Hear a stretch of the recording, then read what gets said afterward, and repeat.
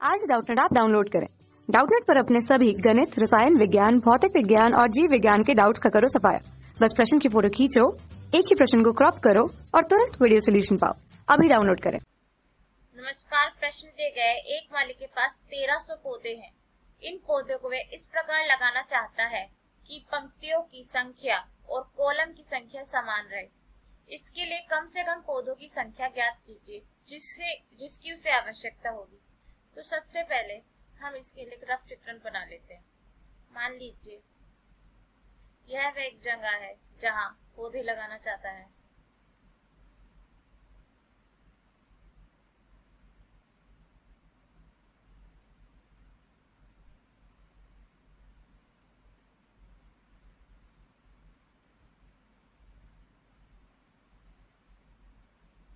तो हमें बोला गया है कि जितने ही हमारे पास क्या है, पंक्ति है,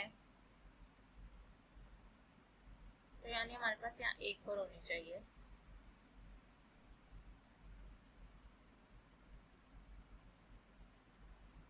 तो हमसे दिया गया है कि जितनी हमारे पास पंक्तियां हैं उतनी हमारे पास क्या है, जितनी कॉलम है उतनी हमारे पास क्या है, पंक्तियां हैं। तो यानी हम यहाँ प्रश्न को करने के लिए क्या कहेंगे कि मान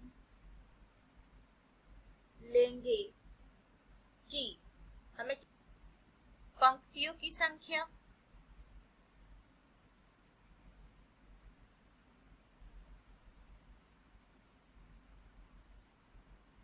व कॉलम की संख्या बराबर है। हमें बोला दिया गया ना कि समान है, तो हम क्या कह देंगे, पंक्तियों की संख्या व कॉलम की संख्या समान है और वह किसके बराबर है, वह x के बराबर है। यानी तो यदि हम अब इन पंक्ति और कॉलम में दोनों में क्या लगाते रहे, पौधे लगाएं, तो फिर हमारे पास कुल पौधे हमें कितने चाहिए,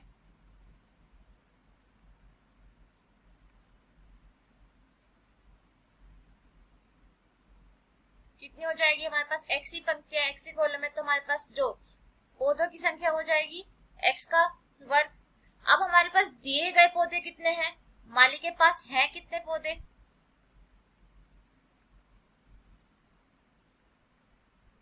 माली के पास जो मौजूद पौधे हैं वो हैं, हमारे को दिए गए हैं 1300 के बराबर। यानी अब हमारे पास जो कुल पौधों की संख्या जो हमें चाहिए वो है हमारे पास x का वर्ग, और हमारे पास मौजूद पौधे हैं जो वो है 1300। x यदि अगर हमें किसी का वर्ग दिया हो तो यानी ये क्या है, ये किसी का पूर्ण वर्ग होगा। यह एक जो संख्या है वह पूर्ण वर्ग होगी, और जो हमें 1300 संख्या दी गई है वह किसी का पूर्ण वर्ग नहीं है, वह एक संख्या पूर्ण वर्ग नहीं है।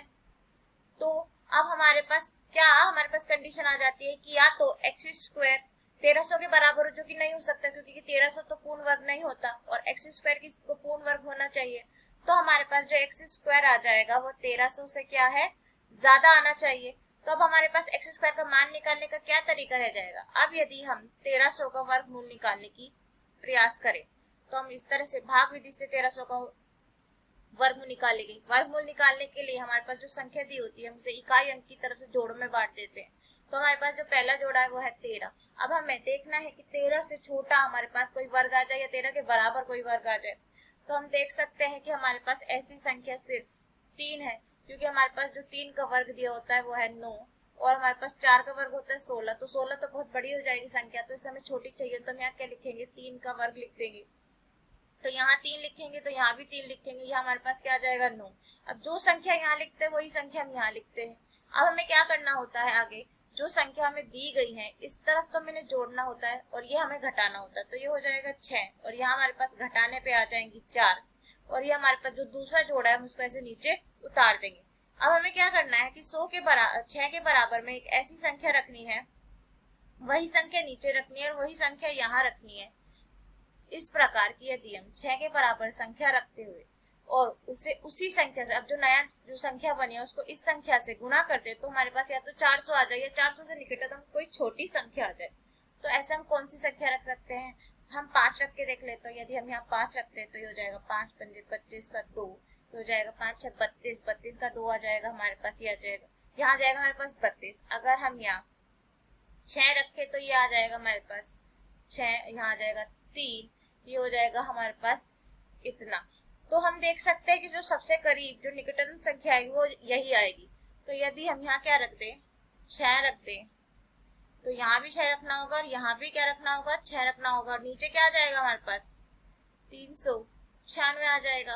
अब हम क्या करेंगे, वही जो हमने ऊपर किया, इधर वाली संख्या को हम जोड़ेंगे और इधर वाली संख्या को हम घटाएंगे। तो ये हमारे पास आ जाएगी 6 और 6, 12 का 1 यहाँ हो जाएगा हमारे पास 7, और यहाँ हमारे पास कितना हो जाएगा, ये घटकर आ जाएगा हमारे पास 4।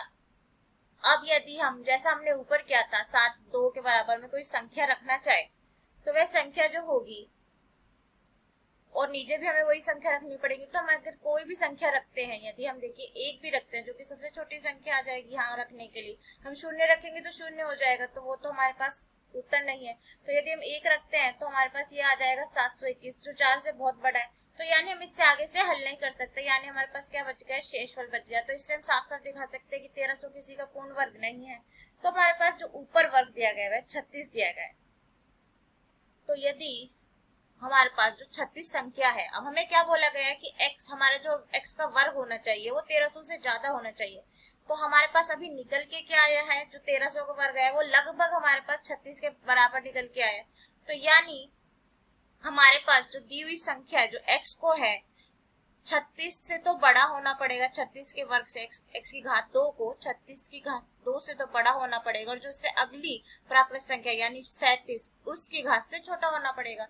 तो हम यहाँ कैसे कह सकते हैं कि जो हमारा x की घात 2 है वो बराबर किसके हो जाएगा, 37 की घात 2 के हो जाएगा।